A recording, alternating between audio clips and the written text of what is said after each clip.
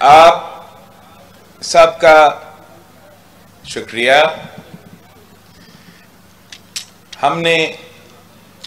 आपने 2018 में मुझे अपना M&A मुंतखब करवाया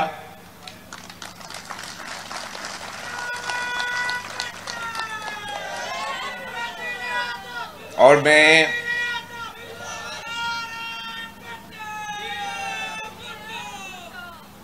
जब से आपने मुझे ये जिम्मेदारी सौंपी, मेरा ये कोशिश रहा है कि मैं आपके उम्मीदों के मुताबिक अपना जिम्मेदारियां पूरा करूं।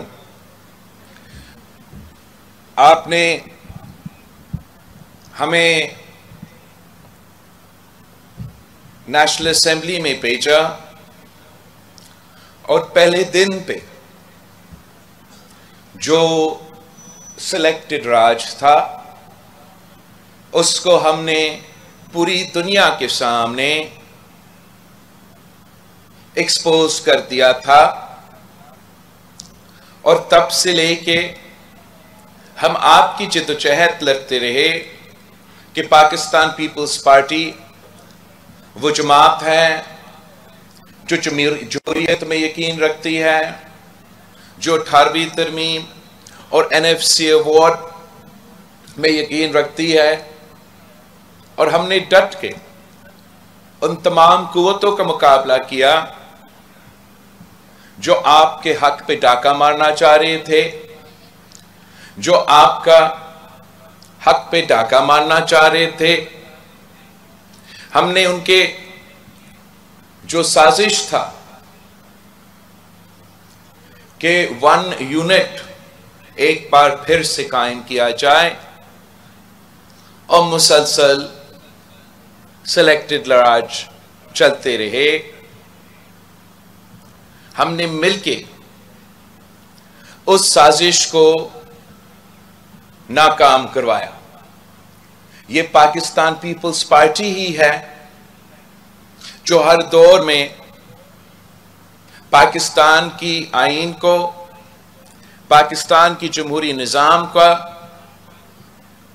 दिफा करती रही। जिद्दोजहद आपका है, पाकिस्तान पीपल्स पार्टी का जियालों का है, चाहे वो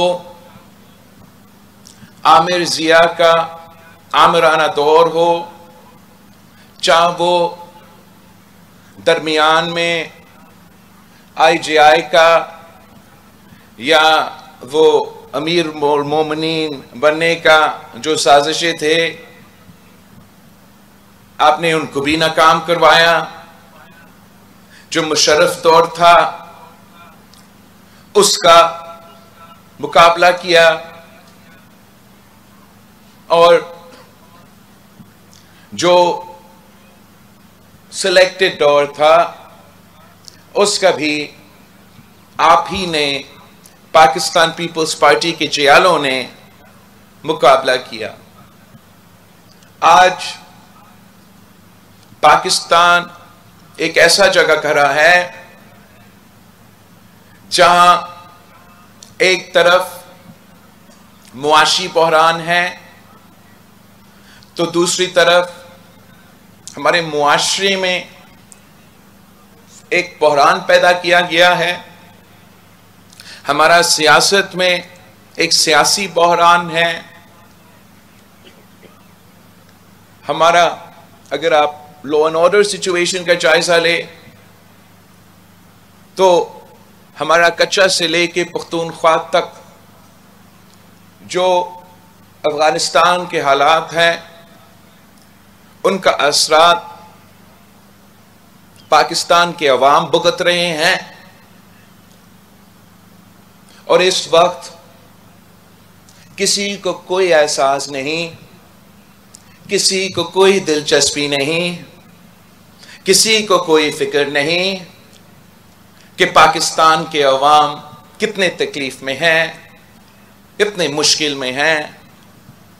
उनको अंदाजा नहीं कि इस्लामाबाद में किए गए फैसलों का असर क्या होता है, उनको अंदाजा नहीं कि उनके फैसलों की वजह से जो तारीखी महंगाई, बेरोजगारी और गुर्बत इस वक्त पाकिस्तान में है, उसका बोझ हर पाकिस्तानी उठा रहा है। वो तकलीफ हर पाकिस्तानी महसूस कर रहा है। गरीबतर होते जा रहे हैं, अमीरतर होते जा रहे हैं। और पाकिस्तान में, शायद पाकिस्तान की तारीख में जितना आज मुआशी बहरान है, उतने हमने अपना तारीख में नहीं एक्सपीरियंस किया है। जो हमारे मुआशरे में एक नफरत और तकसीम की सियासत चल रहा है, उसका असर भी पाकिस्तान के हर घर तक पहुंच रहा है। ये गाली गलोच की सियासत से शुरू होते हुए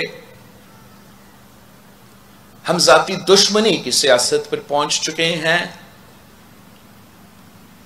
आप जिन्होंने MRD का वक्त देखा, आप जिन्होंने IJI और अमीर और मोमिनीन का दौर देखा, आप जिन्होंने मुशर्रफ का दौर देखा, आपसे ज्यादा किसको मालूम है कि जो आज पाकिस्तान में ये नफरत और सियासत और ये जाती दुश्मनी की सियासत की वजह से जो हो रहा है वो कितना गलत हो रहा है। जो आज समझता है कि उनका मुखालिफ के साथ किया जा रहा है, उनको जानना चाहिए कि कल उनके साथ यही होगा। किसी को कोई फिक्र नहीं कि इसका जो पॉलिटिकल इंस्टेबिलिटी है, ये किस तरीके से हमारा मुआशी इंस्टेबिलिटी के साथ जुड़ा हुआ है। और अगर ये तकसीम और नफरत की सियासत बढ़ता जाएगा तो पाकिस्तान का क्या नुकसान होगा, अवाम का क्या नुकसान होगा, वफाक को क्या नुकसान होगा, हमारे निजाम को क्या नुकसान नहीं होगा। किसी को कोई दिलचस्पी ही नहीं है, किसी को कोई फिक्र ही नहीं है कि वो जो दहशतगर्द के मुकाबले पीपल्स पार्टी के जियालों ने किए थे, वो दहशतगर्द तंजीमें जिन्होंने शहीद मोहतरमा बेनजीर भुट्टो को शहीद करवाया, वो दहशतगर्द तंजीमें जिन्होंने 18 अक्टूबर पे 2007 पे पाकिस्तान पीपल्स पार्टी के जियालों पे हमला करके आज तक पाकिस्तान में सबसे बड़ा जो दहशतगर्दी का वाकया था वो हमारा 18 अक्टूबर का सानिया कारसाज का था।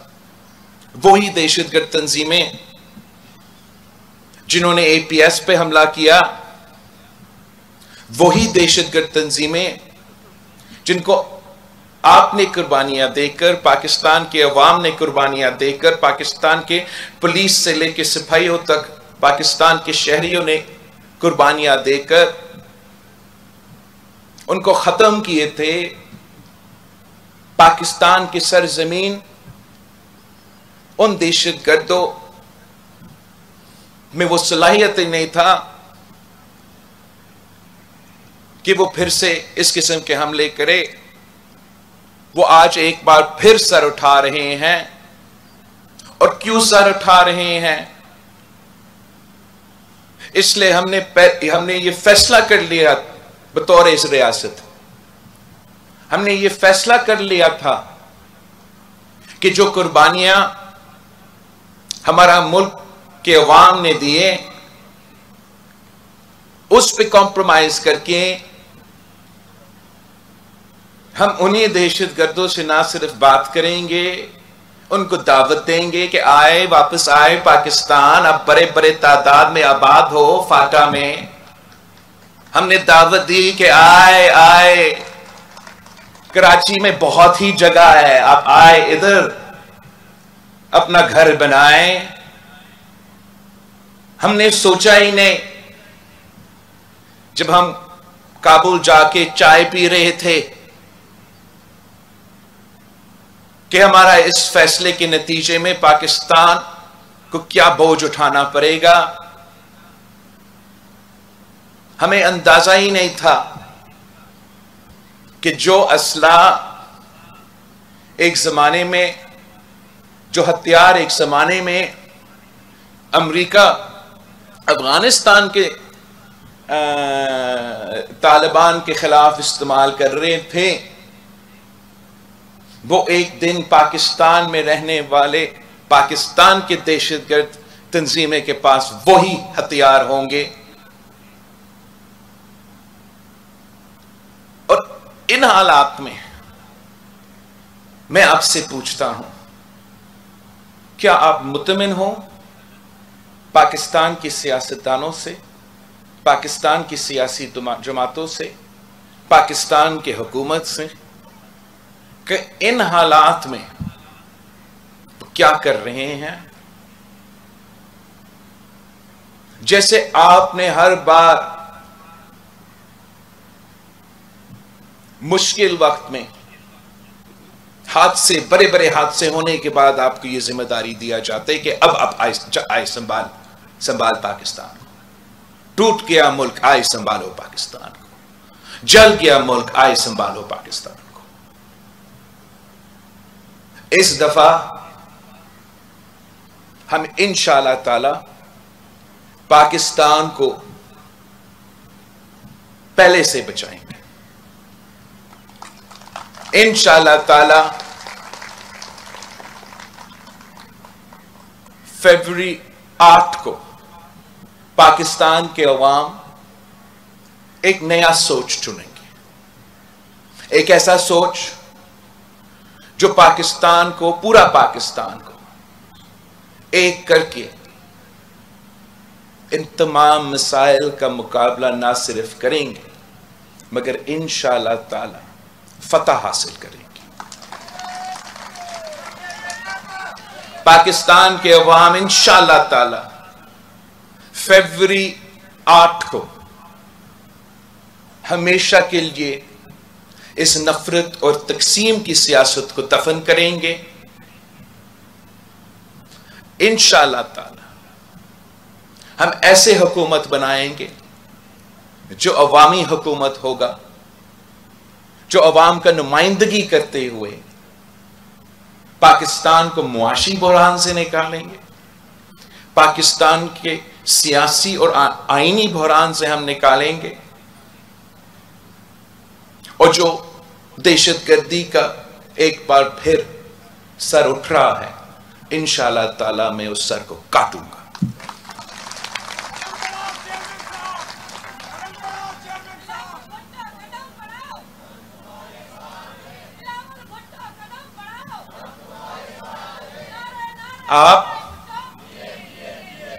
आप मेरे फौज हो, आप मेरी ताकत हो,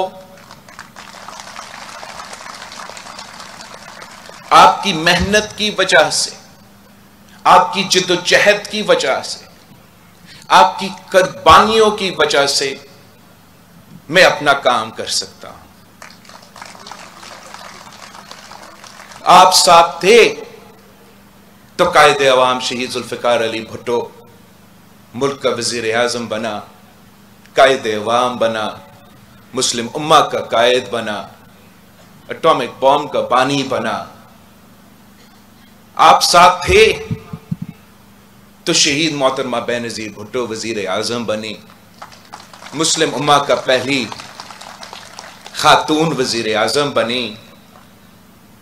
आप साथ थे तो मैं मुल्क का सबसे नौजवान वजीर खारजा बना।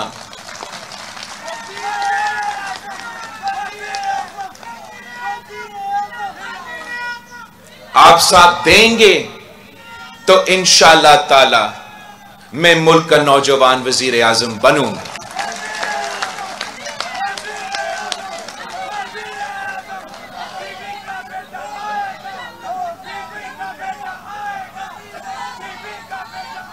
हम समझते हैं कि हमारा मुकाबला किसी सियासी जमात से नहीं है, हमारा मुकाबला किसी सियासतदान से नहीं है, हमारा मुकाबला इस महंगाई, गुर्बत और बेरोजगारी से है जिसकी वजह से मेरा आवाम पिस रहे हैं। और हमारे ऊपर ये फर्ज है, हम तो ये नहीं सोचते कि इमरान खान वजीर आजम रहा तो उसने अपने हल्का में क्या किया, या शहबाज शरीफ वजीर आजम रहा तो अपना हल्का में क्या किया। हम तो जवाब गरी खुदा बख्श को देते हैं। तो जितना भी काम होता है वो कम होता है, हमें गरी खुदा बख्श को जवाब देना है। अगर मैं शहीद मोहतरमा बेनज़ीर भुट्टो का कहता कि बीबी मैंने आपकी लड़कानों में सफाई का निजाम शुरू किया, तो बीबी कहती कि 9 देरों में, मेरे रत्तो देरों में ये काम कब शुरू होगा।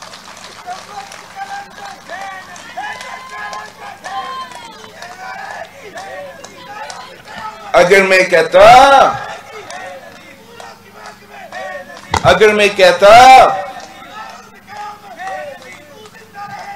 बस, अगर मैं कहता कि बीबी मैंने तो मुफ्त दिल का इलाज शुरू करवाया लड़काना, मैंने तो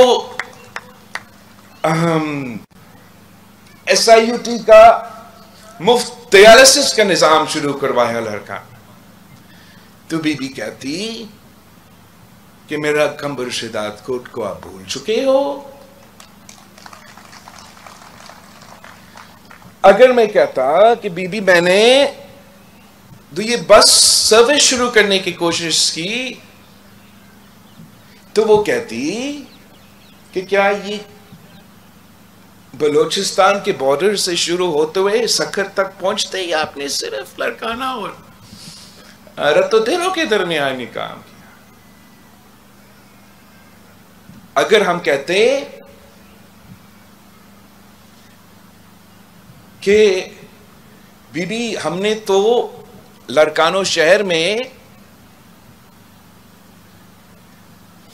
जो नुकसान हुआ था, जो गटर का पानी चलता था, जो सड़कें नहीं होते थे,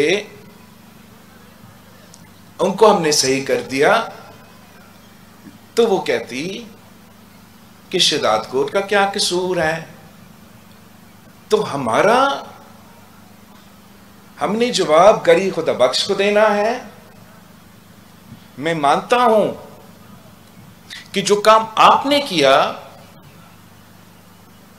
वो, अगर जिस हल्का से शहबाज शरीफ वजीर आजम बना, अगर उसने वजीर आजम बनने के बाद